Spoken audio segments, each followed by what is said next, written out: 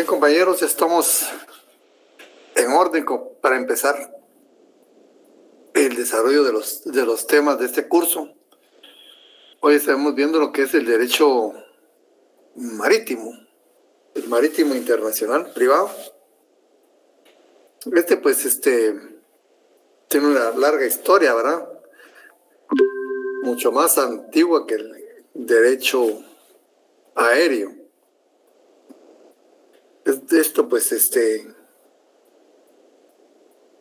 Representa una gran actividad de carácter económico que involucra, que se desarrolla en el mar, ¿verdad? Que involucra aspectos de derecho público y de derecho privado. Dice al respecto el doctor Carlos Larios que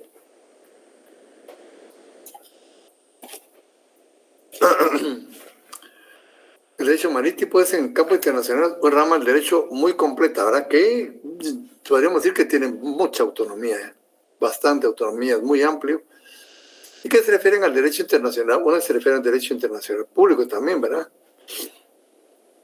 Se encuentra altamente codificado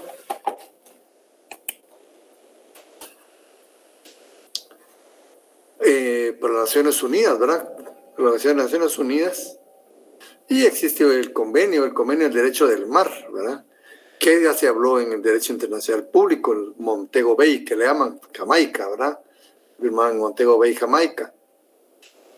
Pero también contiene situaciones de derecho internacional privado, entre otras ramas del derecho. Una cuestión importante es la determinación de la nacionalidad de los buques. Van a ver ustedes, para que eso tiene implicación directa pues en derechos y obligaciones, cierta forma de comportamiento en determinadas regiones del mundo, ¿verdad? Por eso es importante el pabellón, porque el pabellón es la señal evidente de la nacionalidad de los buques, ¿verdad? El pabellón que se enarbola.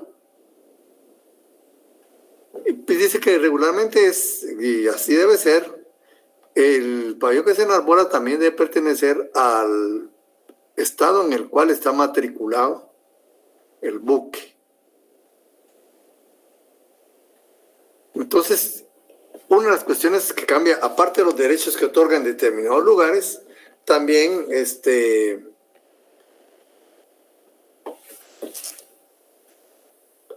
todos los países exigen lo mismo, idénticamente lo mismo, ni los mismos requisitos, ni tiene tal vez la misma facilidad o que sea complicado, ¿verdad? Esa es otra cuestión muy importante. Entonces, no todos los estados exigen los mismos requisitos, ¿verdad? Cada estado en el ejercicio de su soberanía determinará los requisitos que exige para la matriculación, ¿verdad? Los buques pueden estar sometidos a la ley de su nacionalidad. Por eso es importante el pabellón, ¿verdad? En sus, dice, relaciones jurídicas, el buque estará sometido a la legislación a que esté sometida a la relación jurídica específica también, ¿verdad? En determinadas. Dichas relaciones jurídicas pueden referirse ya sea a su adquisición, su compra, ¿verdad? Su enajenación, su venta, hipotecas, ¿verdad? Hipotecas navales, contratación de servicios de personal, medidas de publicidad, derechos reales en general, hay hipotecas, ¿verdad? Transporte de personas, esto puede ser de mercancías, fletamento total o parcial de su capacidad, seguros, etc. En cada uno de estos casos deberá tenerse a los principios generales del derecho internacional privado y aplicar la Lex Fori, Lex Recitae, Locus Regim Actum, etc. El doctor Matos Pacheco, que fue otro de los que señalé yo en este documento, aquí cité a los autores, el doctor Carlos Larios, como dije, en unas me iba yo a referir al doctor Carlos Larios, pero también me apoyé en el doctor Matos Pacheco, en Romero del Prado y en Sánchez de Bustamante. Fueron los autores que utilicé en el desarrollo de este tema. Entonces vemos pues que hay muchas situaciones que pueden darse con relación a esta actividad, ¿verdad? El doctor Matos Pacheco pues nos dice que esto pues ha tenido importancia desde tiempo muy atrás, ¿verdad? La navegación, ¿verdad? Tiene muchos siglos de estar presente en las actividades humanas, ¿verdad? Y dice, en el desarrollo y progreso de las relaciones mercantiles de los pueblos, determinó el establecimiento de ciertos principios en las diversas leyes, y que más tarde se adoptasen reglas internacionales que forman parte del derecho comercial marítimo, en este caso marítimo. Las condiciones especiales de los medios que utilizan para realizar el comercio, aprovechando este elemento común a todos los estados, que es el mar, ¿verdad?, confiere naturaleza jurídica distinta a esta rama del derecho, pues en parte el mar es libre y en parte es sujeto a la soberanía y jurisdicción de los estados. Vimos pues que en tiempos atrás del derecho internacional público, ¿verdad?, se acordó la libertad de los mares. Y ciertamente hay libertad. En algunos casos, ¿verdad?, también debe observarse el ejercicio de la soberanía de los estados. Y esto cambia radicalmente el régimen, ¿verdad?, de los buques, ¿verdad?, dependiendo. Por eso es importante la nacionalidad, ¿verdad? Por eso es importante la nacionalidad.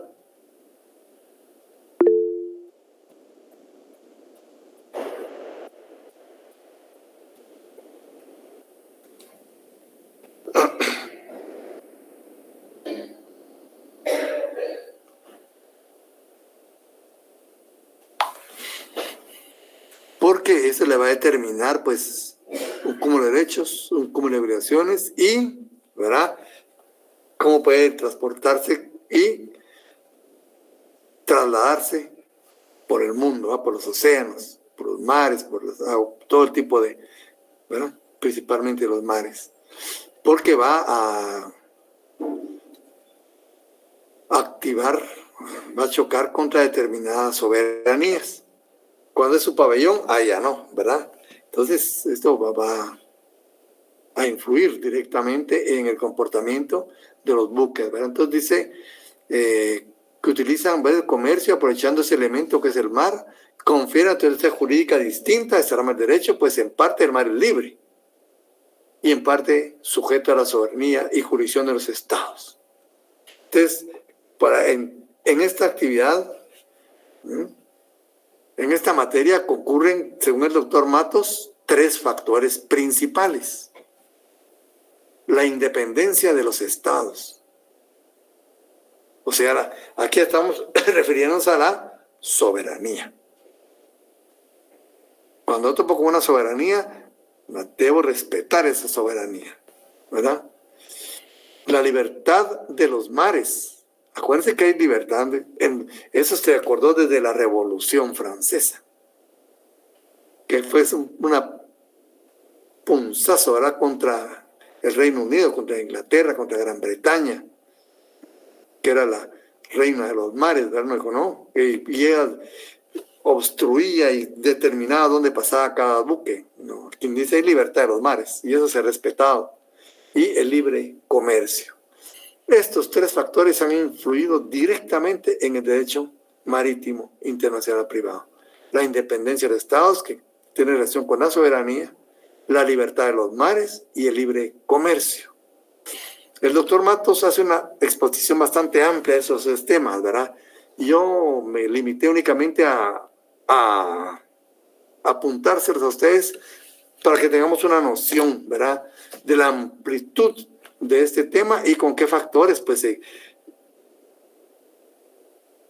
un momento determinado pueden influir, ¿verdad?, en este tema.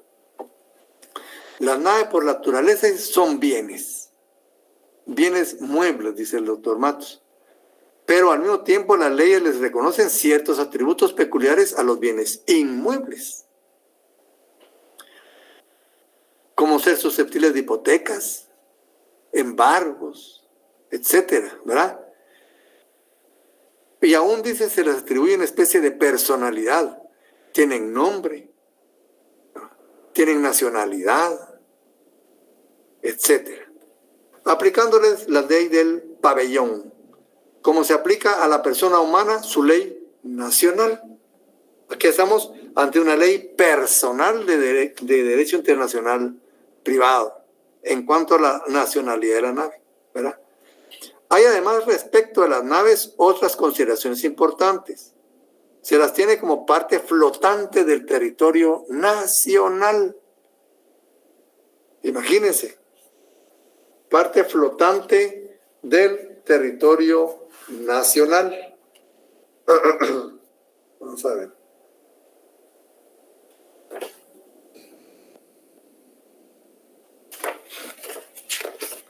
Esa es por la teoría de la ficción, ¿verdad ustedes? El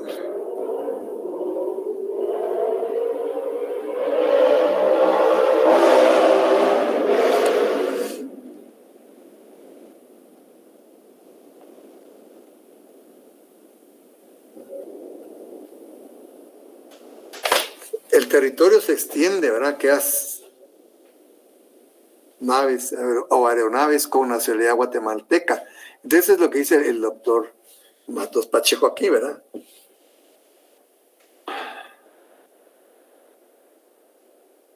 Dice el pabellón, como se aplica a la persona humana, su ley nacional. Hay además respecto a las naves otras consideraciones importantes. Se les tiene como parte flotante del territorio nacional a que pertenecen. Y eso les otorga privilegios para ejercer el comercio de cabotaje y de pesca en aguas jurisdiccionales. Es directamente, ¿verdad? Afecta directamente a la personalidad. Y en caso de guerra, desempeñan también un papel de gran significación en las hostilidades. Muchos de estos barcos, cuando hay en cuestión de guerra, se convierten en hospitales flotantes, o se convierten en barcos militares de transporte de personal de guerra, ¿verdad?, de material de guerra, etcétera. Entonces, como ven, es muy dinámica la vida de los buques, ¿verdad? Y el desarrollo, pues, del derecho marítimo, ¿verdad?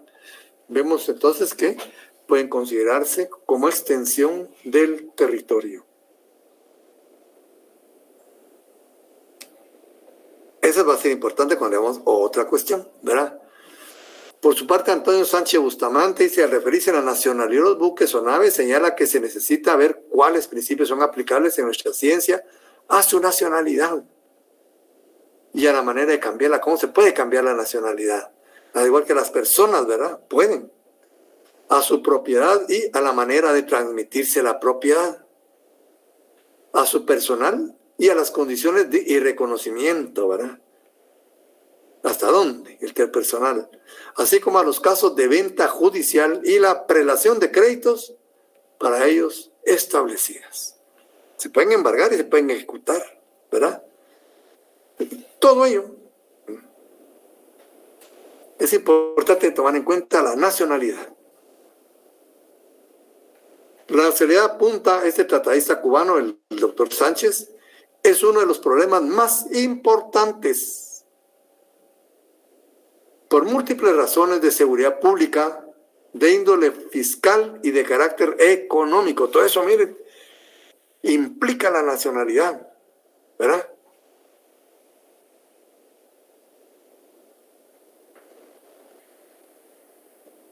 Todo esto implica la nacionalidad.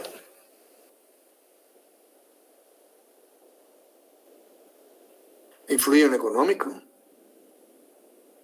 en lo político, ¿verdad? En lo fiscal. Necesita cada país distinguir, ¿verdad?, legalmente sus buques, sus barcos, de los que pertenecen a otros estados, o sea, de los buques, de los barcos extranjeros. El único medio de lograrlo es atribuirle a los primeros una vinculación con el orden político. Con el orden político. Con el orden público, ¿verdad? Dice, entonces, por eso es importante la nacionalidad. Como vimos nosotros, cuando vimos el tema de la nacionalidad, vimos que es un vínculo, ¿verdad? Y ese vínculo también es importante lograrlo con con los buques, ¿verdad? Con los barcos. Entonces, al reconocerse una nacionalidad, ¿verdad?, distinguirse una nacionalidad, ya se le vincula con el orden político, con el orden público, ¿verdad?, que se expresa con la palabra nacionalidad. A los que no le corresponden será otra vinculación, ¿verdad?, diferente, ¿verdad? Su relación pues será diferente con relación a este otro país. La nacionalidad pues en este caso tiene una documentación probatoria que el derecho positivo regula. Hay documentación en cuanto a nacionalidad y un símbolo que es para los buques la bandera de su país. Ese es el pabellón, ¿verdad? Es la bandera del país a la que pertenecen. La bandera, pues, es el denominado pabellón. Y la regla en cuya virtud deben tener una nacionalidad determinada es por la fuerza misma de las cosas de orden público internacional. Como actos especiales de comercio marítimo, Sánchez de Bustamante señala los siguientes actos especiales: averías, abordaje, prescripción. Las averías, dice el doctor Sánchez, y las naves y sus cargamentos pueden sufrir daños y perjuicios o motivar gastos. Pero fíjense que las averías hay parciales, hay totales, hay pérdida total, ¿verdad? Pueden tener solo daños también, leves o regulares o muy grandes, ¿verdad? Todo depende, pues hasta esas tienen sus propias escalas, ¿verdad? Entonces, en las averías, pues pueden sufrir daños y perjuicios, los cargamentos, ¿verdad? Motivar gastos por accidentes, ¿verdad?, inevitables.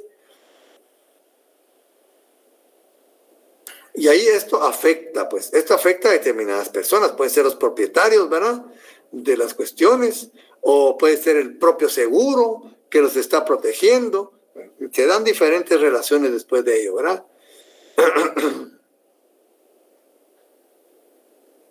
Otros, pues, van a salvar a la nave de un riesgo. ¿Y hasta dónde alcanzan las consecuencias jurídicas, verdad? Después pueden ver averías simples y averías gruesas o comunes, ¿verdad? Apenas formulada esta distinción, es fácil darse cuenta de que trasciende al derecho internacional privado, ¿verdad? Porque se necesitan atención, hay que atenderlas, hay que solucionarlas. ¿A quiénes involucra? ¿A quiénes perjudica? ¿A quiénes alivia? ¿Cómo? Todo esto está dentro del campo del derecho internacional privado. El abordaje, dice, o sea, la colisión entre dos naves puede darse. Esto también produce que ustedes, pues como estudiantes de derecho, saben perfectamente que una situación de esas produce consecuencias de toda índole, ¿verdad? Pueden ser administrativas, penales, mercantiles, etc. En cuanto a las consecuencias mercantiles, ¿verdad?, constituyen una clase especial de avería. Para decidir qué ley les resulta aplicable, hay que establecer varias distinciones, ¿verdad? ¿Cuál ley se va a aplicar? Si el abordaje ha ocurrido en alta mar, o que se produzca entre naves de la misma nacionalidad. Todo esto da diferentes consecuencias, ¿verdad? Si se ocurrió en alta mar, si ese abordaje fue en alta mar con naves de diferente nacionalidad, o fue en alta mar con naves de la misma nacionalidad, o fue en aguas territoriales con naves extranjeras, o naves territoriales con naves nacionales. ¿Se dan cuenta? Todas estas condiciones, todas estas situaciones dan un resultado diferente, ¿verdad? Entonces, porque pueden estar sujetas a derechos diferentes, etcétera. La situación no debe ser la misma cuando el abordaje es fortuito, ¿verdad? Y no hay ningún responsable. Se dio la cuestión poniendo todo su atención, ¿verdad? Su destreza, no se puede evitar. Pero también hay abordajes por culposos, ahí hay problema, ¿verdad? O dolosos, peor, ¿verdad? Bueno, Víctor Romero Prado, por su parte, ¿verdad?, expresa que las relaciones jurídicas que originan la vida del mar, dice, ese estamos hablando, ¿verdad?, han hecho nacer reglas o normas especiales para regirlas. Especiales. Por lo que no podían estar gobernadas ni por el derecho común, ni por el derecho civil, ni por las reglas que regulan el comercio terrestre. Porque no estamos hablando de tierra, estamos hablando de mar, ¿verdad? Y su régimen jurídico es diferente. Surge así este derecho autónomo, ¿verdad?, con mucha autonomía, el derecho de la navegación comercial o derecho marítimo, teniendo sus características propias, sus propias particularidades, ¿verdad? El gran ideal de la vida internacional es la aproximación cada vez mayor de las diversas sociedades humanas, ¿verdad? Y de esa aproximación el mayor factor, el más fecundo y el más decisivo ha sido la industria de la navegación, por años, por siglos, ¿verdad? Y porque el mar es su principal elemento, el mayor teatro de su gran actividad, al conjunto de normas jurídicas que la regulan y disciplina, en las diversas modalidades de su complejo engranaje se ha llamado derecho marítimo, ¿verdad? Y es a fines del siglo XIX y acentuando en el siglo XX que renace ese carácter autónomo del derecho marítimo. Fíjense, a finales del siglo XIX ya venía perfeccionándose. En el siglo XX ya se perfecciona, ¿verdad? Y ahora pues seguimos, ¿verdad?, mejor, perfeccionando más derecho. Las mismas necesidades prácticas que imponen la vertiginosa vida del mar y las actividades que en él se realizan, urge de regulaciones uniformes. Eso todavía está en camino, ¿verdad? Entonces, eso se está luchando en que sea uniforme el derecho. Entonces, él conceptualiza, Romero Prado, el derecho marítimo como el conjunto de normas que determinan la jurisdicción y la ley aplicable en caso de conflicto entre las legislaciones marítimas de países diversos a consecuencia del tráfico o comercio marítimo en general. Las normas que determinan la ley aplicable en caso de conflicto entre las legislaciones comerciales marítimas de países diversos, las que regulan la condición de las embarcaciones mercantes extranjeras y el de su tripulación, así como la eficacia de los derechos resultantes de contratos marítimos en el extranjero, se incluyen en el derecho comercial marítimo internacional. Como ven, el derecho internacional marítimo no solo involucra a la nave, y ya, es mucho más amplio, ¿verdad? Involucra su cargamento, involucra su personal, involucra personas, involucra impuestos, actividad comercial. Puede involucrar en muchos casos también en cuestiones penales. Es amplísimo, ¿verdad? muy amplio. Y dice, y el instrumento o vehículo del tráfico, del comercio marítimo es el buque, ¿verdad?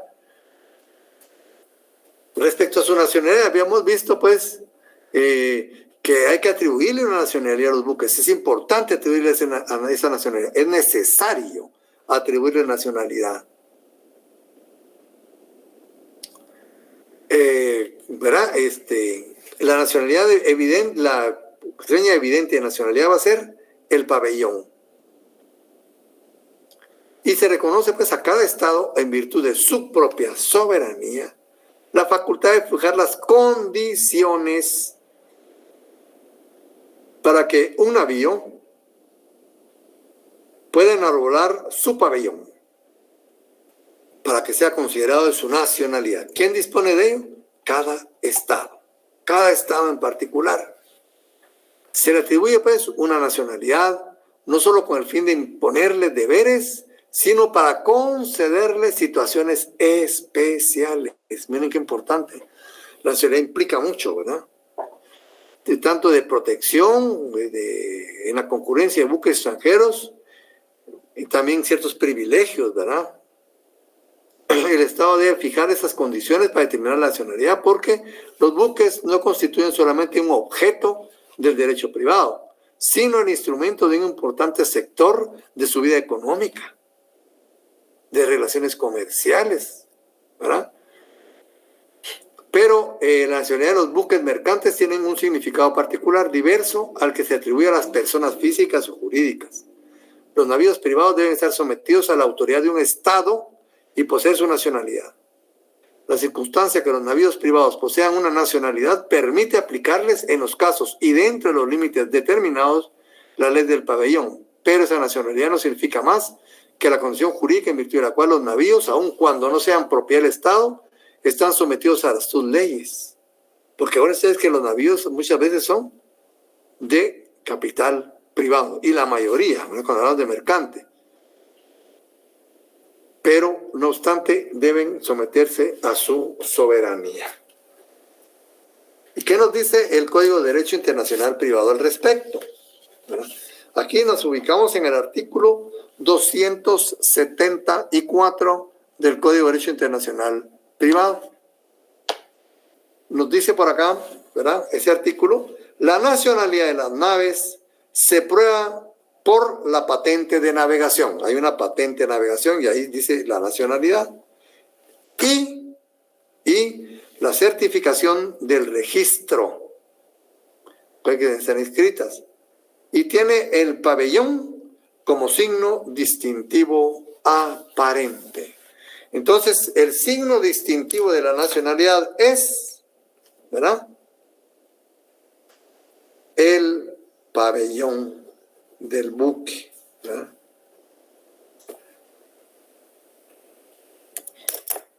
El pabellón. La ley del pabellón rige las formas de publicidad requeridas para la transmisión de la propiedad de las naves. A la ley de la situación debe someterse la facultad de embargar y vender judicialmente una nave, esté o no cargada o despachada.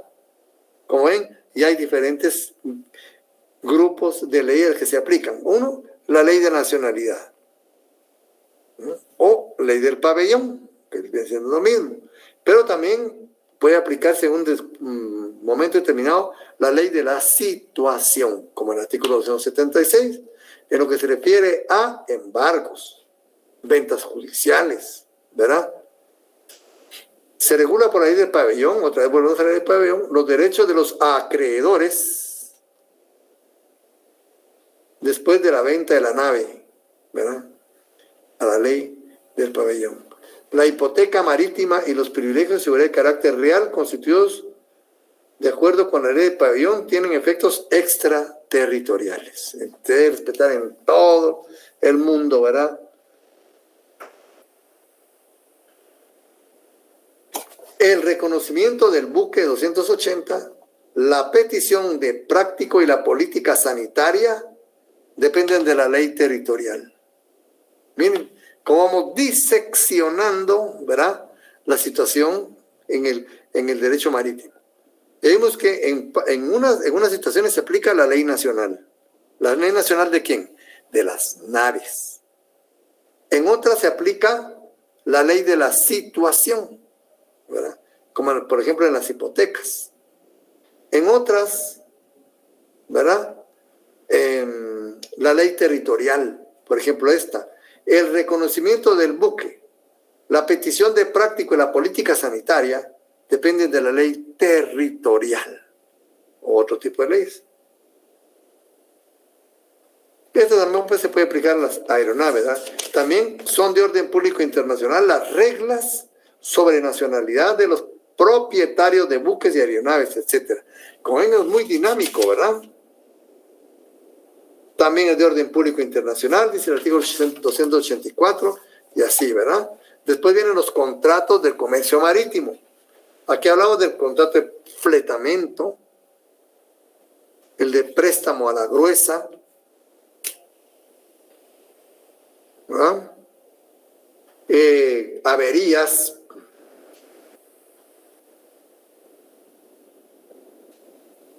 abordaje fortuito,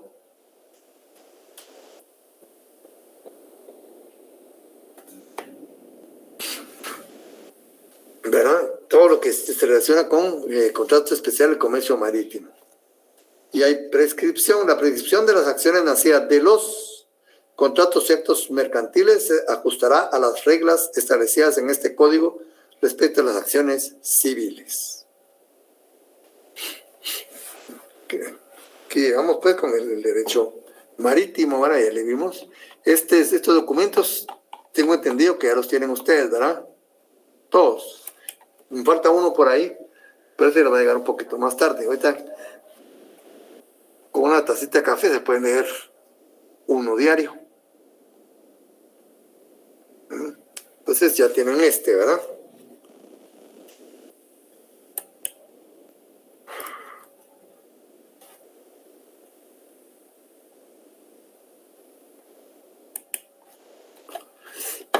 Ahora viene un tema que sí es bastante amplio, muy bonito por cierto, ¿verdad? Lo que es el derecho penal internacional privado. Vamos a tener a la mano el Código Penal. También vamos a hacer otros dos temas, como es la ley reguladora del procedimiento de extradición. Esto ha estado muy activo, ¿verdad? Con las personas acusadas de narcotráfico, requeridas principalmente por los Estados Unidos y por los funcionarios corruptos, ¿verdad? También, ¿verdad? Reclamado por los Estados Unidos y se ha aplicado esta ley y se han ido, ¿verdad? La ley reguladora del procedimiento de extradición, su naturaleza es muy importante, ¿verdad? Y vamos a ver cómo funciona aquí los documentos pendientes del extranjero, qué naturaleza tiene, ¿verdad? Qué autoridades participan, qué autoridad es la que autoriza la extradición. Y vamos a ver que no es el presidente de la República, ¿verdad? La que determina, ¿verdad? Si procede o no la extradición. No es el presidente. Y ahí le cae todo el peso, ¿verdad? Pero también vamos a ver esta otra ley, el Estatuto de la Corte Penal Internacional. Muy importante. Esta viene a sustituir a aquellos juzgados de guerra, como lo de Nuremberg, lo de Tokio, lo de Yugoslavia. Ahora ya hay una corte permanente para juzgar delitos de lesa humanidad, delitos de guerra, ¿verdad? Entre otros. Y se refiere pues al brazo largo de la justicia penal a nivel mundial.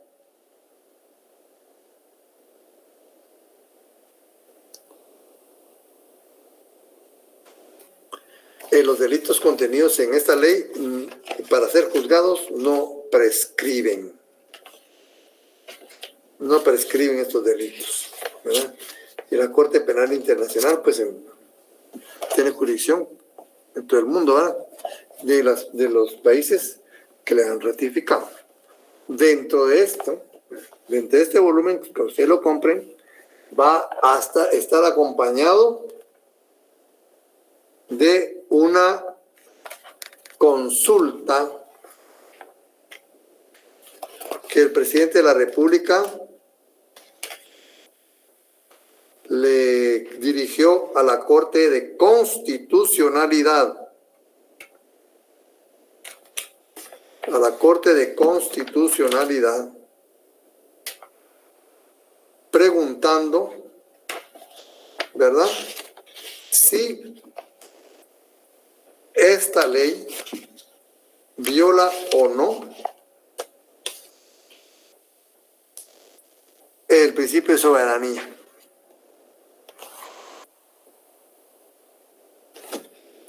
El principio de soberanía. Es muy importante, que eso les va a aclarar muchas cosas a ustedes, ¿verdad? Esta solicitud.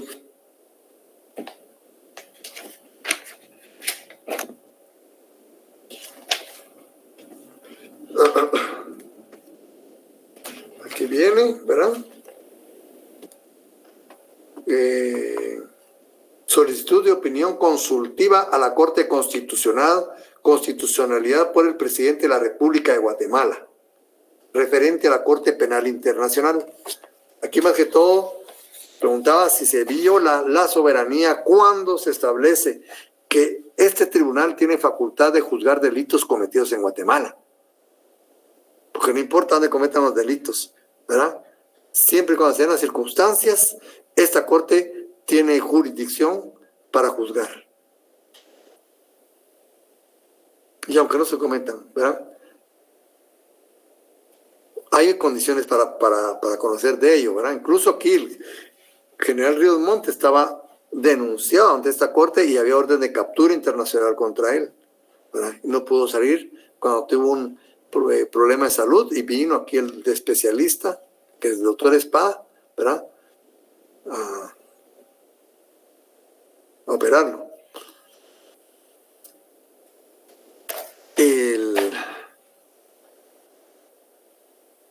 ¿Por qué él no podía salir, ¿verdad?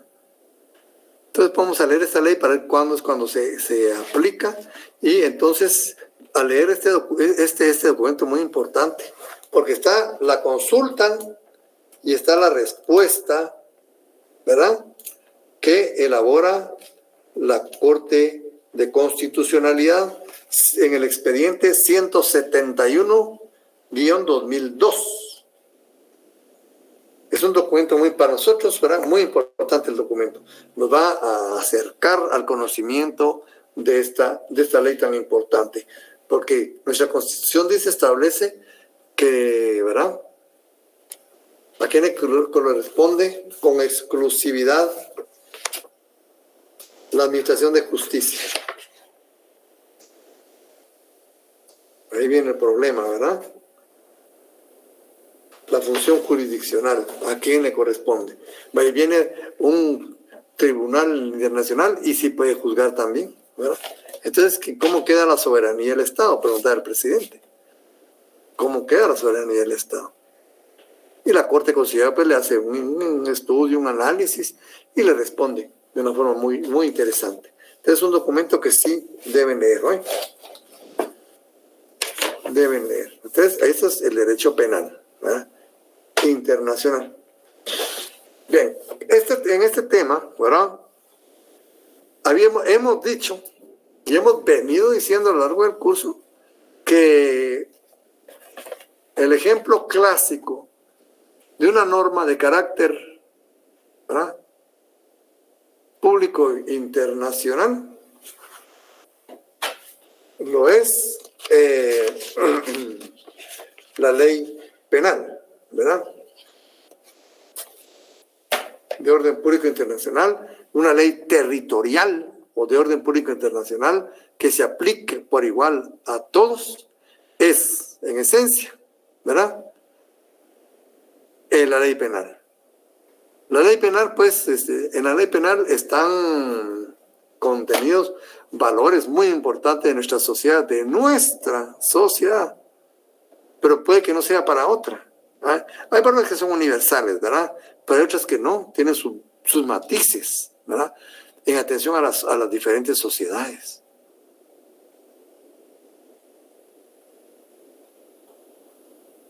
¿Verdad? Entonces, cuando vemos, por ejemplo, el artículo 123, comete homicidio quien diere muerte a alguna persona. Ley penal.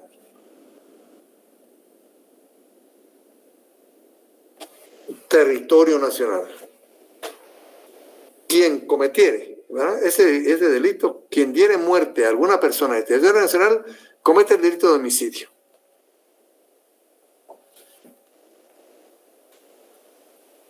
Y si es europeo, no importa, ahí está.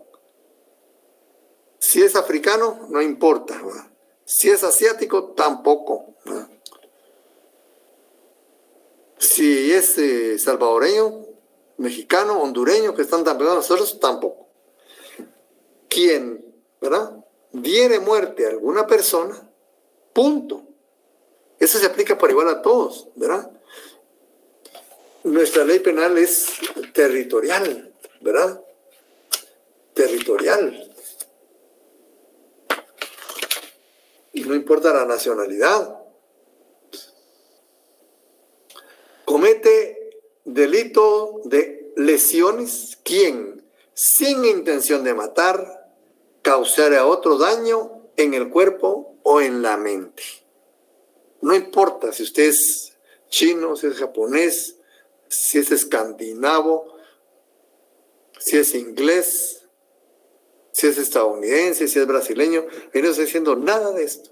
Comete delito de lesiones quien, sin intención, territorialidad de la ley penal, por excelencia. Pero vamos a darnos cuenta que tiene otros matices importantes. Es decir, ¿verdad?, hoy por hoy, si decimos que la ley penal es territorial, es decir, que se aplica a todos, sin distinción. Una vez, ¿verdad?, una vez cumplan, ¿verdad?, con todos estos elementos del tipo penal, cometen el delito. Entonces, esto lo ratifica el artículo 4 del Código Penal. Incluso su epígrafe dice territorialidad de la ley penal. Salvo lo establecido en tratados internacionales. Pueden haber excepciones, ¿verdad?, y las hay. Salvo lo establecido en tratados internacionales, este código se aplicará a toda persona que cometa delito o falta en el territorio de la República. Miren el ejemplo clásico, sublime, de lo que es una norma de orden público internacional, lo que es una norma territorial, ¿verdad? Se aplicará a toda persona que cometa delito o falta en el territorio de la República o en lugares o vehículos sometidos a su jurisdicción. Fíjense, se aplica. Y el Código de Derecho Internacional Privado tendrá algo al respecto. Dice el Código de Derecho Internacional Privado, artículo 296. Las leyes penales obligan a todos los que residan en el territorio, sin más excepciones, ¿verdad? ¿Verdad? Se aplican a todos. Viene a ratificar lo que es la ley, ¿verdad? Territorialidad de la ley penal.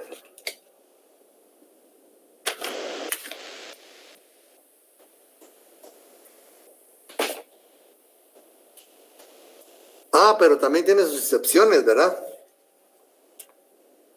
Dice el doctor Larios, como regla general, dice muy hábilmente, ¿me? Dice, como regla general se tiene que las leyes penales son territoriales. ¿Ah? Decimos general porque admite excepciones, ¿va? Las excepciones son pocas, pero no por ello sin importancia, ¿verdad? Son importantes. Y ahora el propio código penal no tiene esto contenido en su artículo número 5. Nos dice extraterritorialidad de la ley penal. Fíjese, el artículo 4 dice territorialidad. En el artículo 5 ya, la excepción a la regla, ¿verdad? Extraterritorialidad.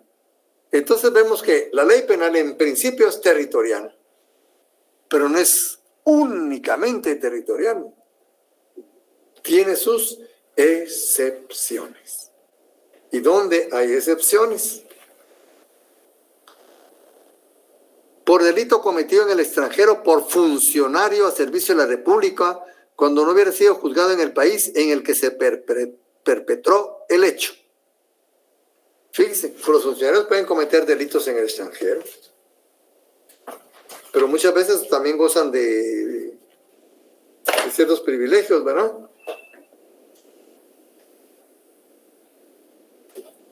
Gozan de ciertos privilegios. Entonces dicen, cuando no hubiera sido juzgado en el país en que se perpetró, hay que juzgarlo, ¿verdad? Y aunque haya cometido el delito en el extranjero. Y así dice también el Código de Derecho Internacional Privado, artículo 305.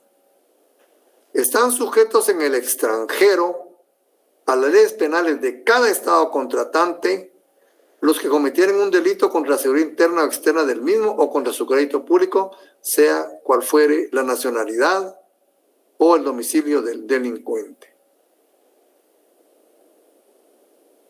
Territorialidad, ¿verdad?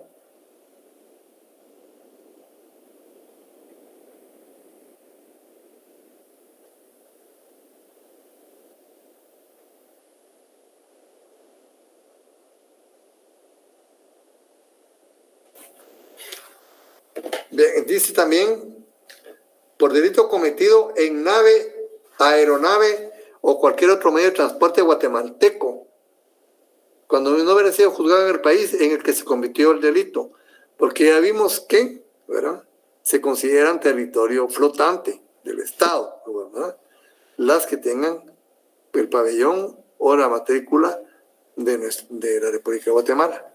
Entonces también, fíjense, aunque no esté cometido aquí, si está cometido en una nave o un buque de Guatemala, también hay extraterritorialidad, ¿verdad? Aunque no se cometa aquí en Guatemala, será juzgado, conforme a nuestra ley. También dice, por delito cometido por guatemalteco en el extranjero cuando se hubiere denegado su extradición. Aquí también hay algo importante, ¿verdad?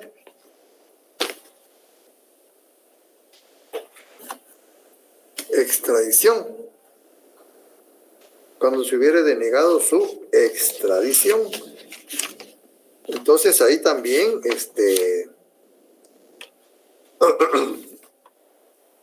debe de juzgársele.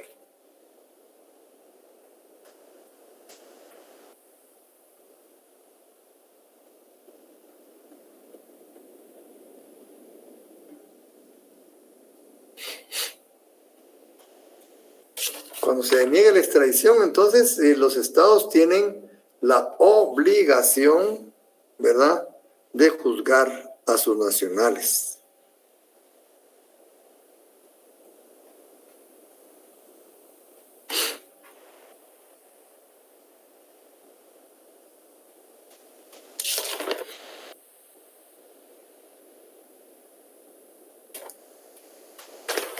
Bien, entonces aquí, y también lo dice el Código Procesal Penal. En el Código Procesal Penal, artículo 53, dice competencia por delito cometido en el extranjero. Son competentes para conocer de los delitos cometidos fuera del territorio de la República los jueces de primera instancia, etc. Si el delito se hubiera cometido solo en parte en el extranjero, será competente el tribunal del lugar donde se hubiera realizado los actos delictivos dentro del territorio nacional. Ven ustedes también, entonces, y esta hasta nuestra propia Constitución lo tiene, ¿verdad? Nuestra propia Constitución tiene algo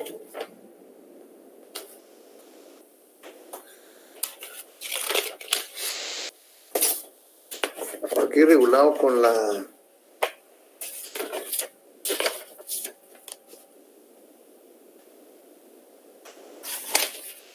con el tema de la extradición.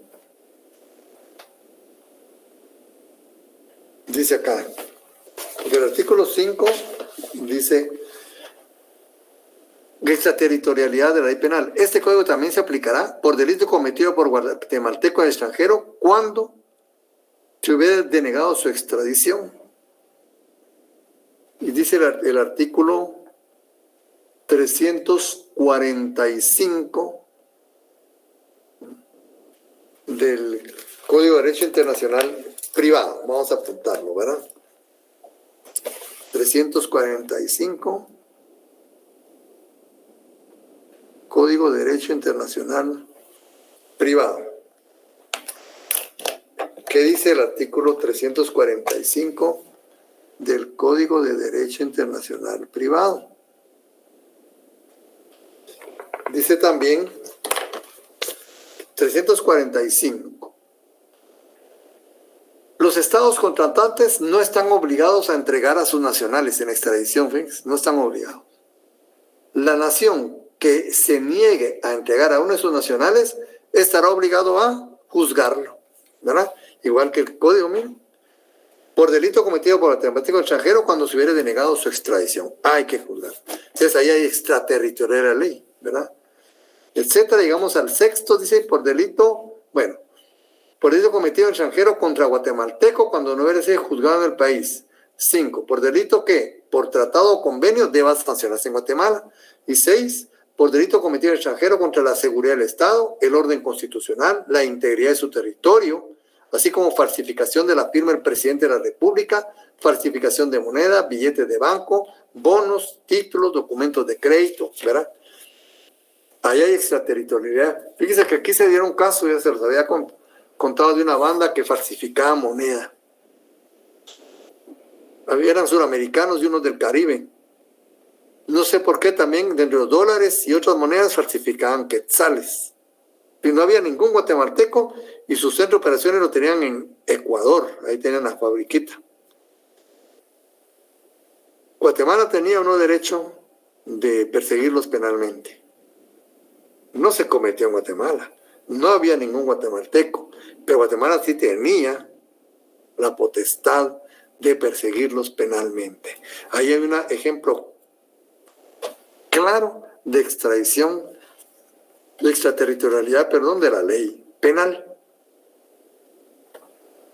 Sentencias extranjeras. En los casos de los incisos 1 y 6, el imputado será juzgado según la ley guatemalteca, aun cuando haya sido absuelto o condenado en el extranjero y no cometió el delito. La pena o parte de ella que, bueno, cumplido se abonará, ¿verdad? Ven cómo funciona el derecho penal. No es, como decía, químicamente puro territorial. Ya vimos que no. En principio sí es territorial, pero tiene sus excepciones.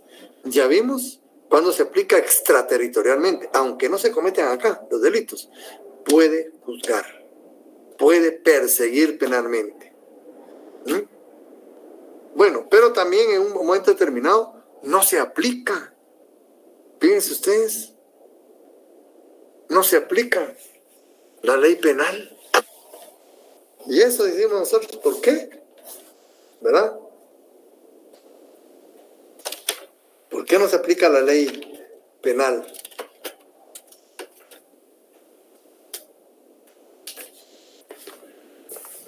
Cuando hay estatus diplomático, el estatuto diplomático o los jefes de Estado. Ellos, aunque cometan un delito, gozan de un fuero especial. Entonces ahí también hay otra excepción a la regla. Territorial Bueno, sí son territoriales, pero en unas oportunidades puede aplicarse extraterritorialmente y en algunos otros casos incluso no se aplica.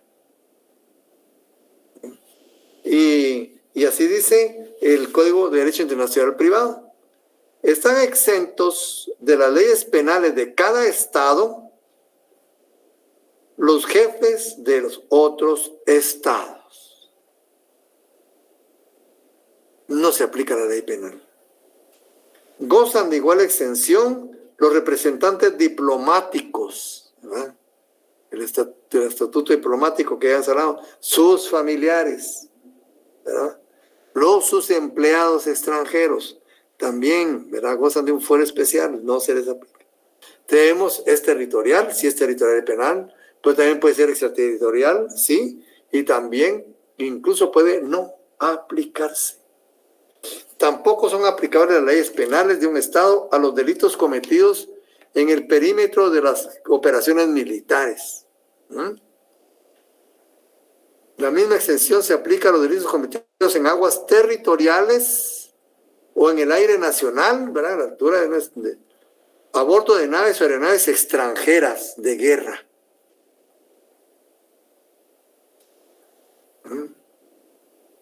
Cuando los actos de que se componga un delito se realicen en estados contratantes diversos, cada estado puede castigar el acto realizado en su país si este acto constituye delito. Por ejemplo, los concursos, ¿verdad? Concursos de delitos, ¿verdad? Si ese acto constituye delito en un estado, que lo juzgue, ¿verdad? De lo contrario, se hará preferencia al derecho de la soberanía local en que el delito sea consumado. Si se trata de delitos conexos en territorios de más de un estado, el concurso, ¿verdad? Solo estará sometido a la ley penal de cada uno el cometido en su territorio. Cuando hablamos de los documentos, ¿verdad? de crédito mercantiles, habíamos dicho que cada acto en particular se regía exclusivamente, ¿verdad? Por el acto que se realizó en cada territorio, ese acto. Igual pasa con los delitos, ¿verdad? Los estados únicamente juzgarán los actos realizados bajo su soberanía. Incluso mire lo que dice el artículo 304 del Código de Derecho Internacional Privado, muy importante. Artículo 304. Ningún estado contratante aplicará en su territorio las leyes penales de otro estado. Ninguno. Pero tampoco podemos permitir aplicar leyes de otro estado aquí en Guatemala. Única y exclusivamente la ley penal que se aplicará será nuestra ley. Te dice, ningún estado contratante aplicará en su territorio las leyes penales de los demás.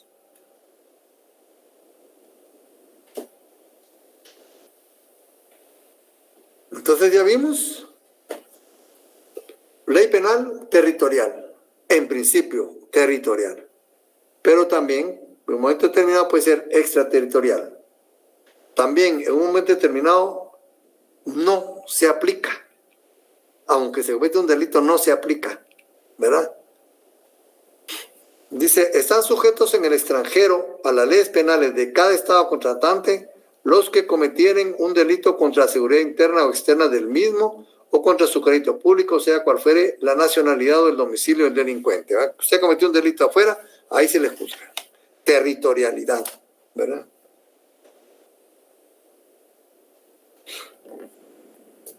Y ahora viene algo importante, ¿verdad? Todo nacional de un estado contratante o todo extranjero domiciliado en él que cometa en el extranjero un delito contra la independencia de ese estado queda sujeto a sus leyes penales. También estarán sujetos a las leyes penales los estados del estado extranjero en que pueda ser aprehendidos y juzgados. Bueno, ahí seguimos con lo mismo, ¿verdad? Pero ahora también hay otra cuestión importante.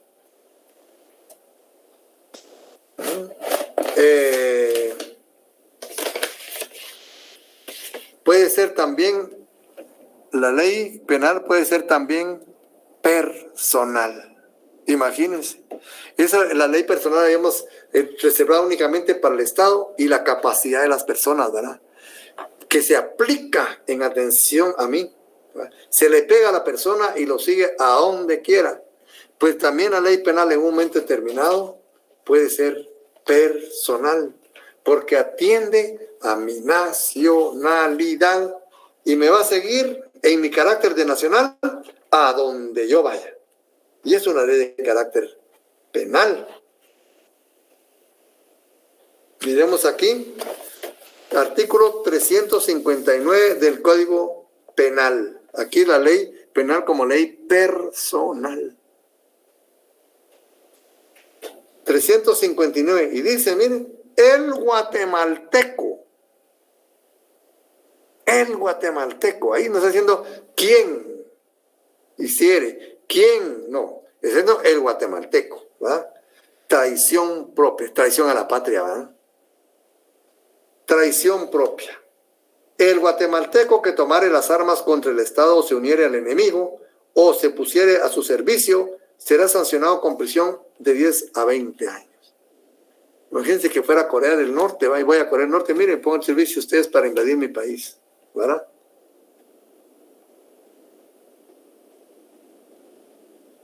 Ahí mi calidad guatemalteca, yo este delito de traición propia, como guatemalteco lo puedo cometer únicamente contra Guatemala, en contra ningún otro país, únicamente contra Guatemala.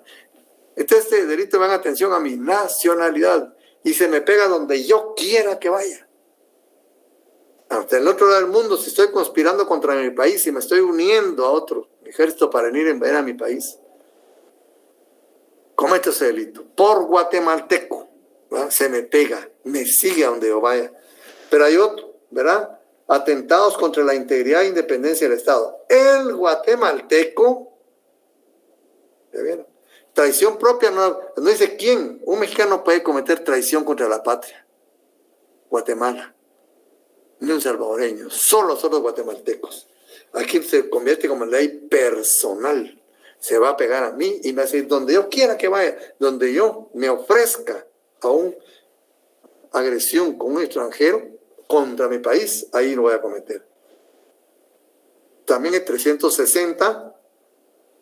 El guatemalteco que ejecute actos que directamente tiendan a menoscabar la integridad del territorio de la República, someterla total o parcialmente al dominio extranjero, ¿verdad?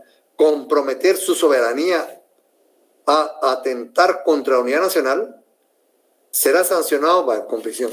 Ahí, guatemalteco, miren, tampoco pueden cometer ese delito otras personas en la medida en que se me juzga a mí como guatemalteco.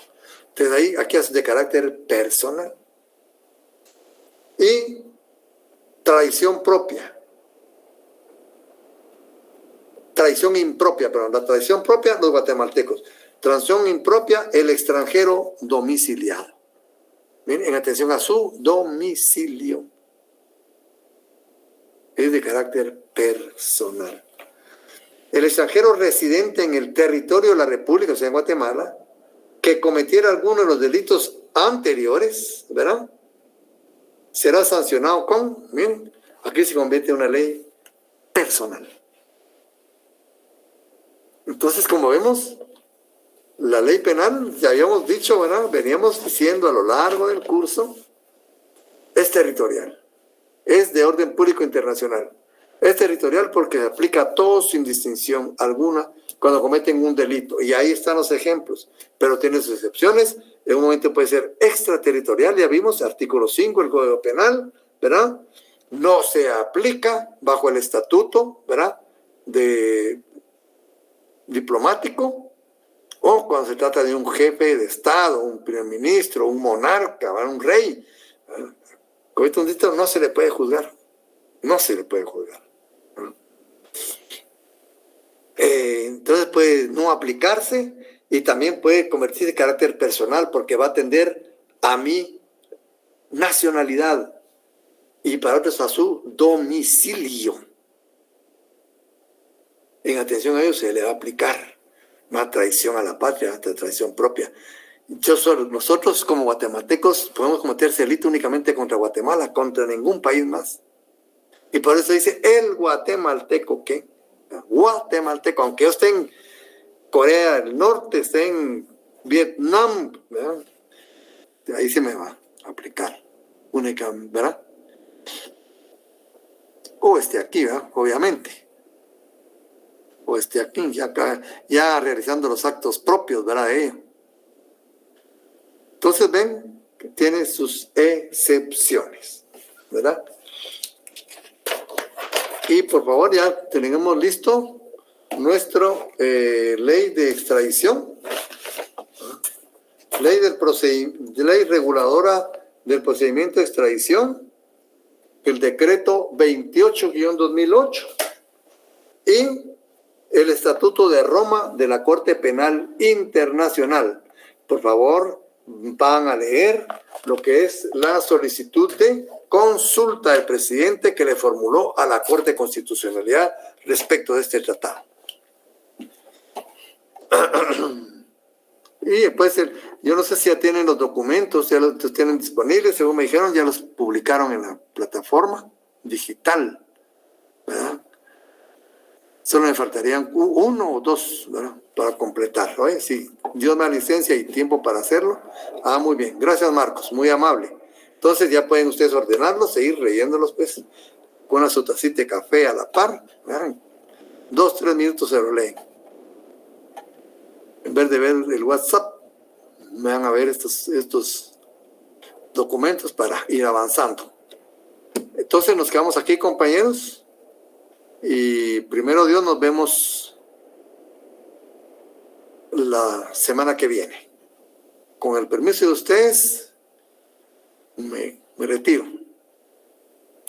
Muchas gracias, licenciado. Que pase feliz noche y feliz feriado de todos los Sí. Es el principio de noviembre. Sí, el otro día tenemos actividad, ¿verdad? Bueno, pasen feliz fin de semana, pues, compañeros, y gozan el fiambre, pues. Gracias, Rick. Feliz noche. Se cuidan.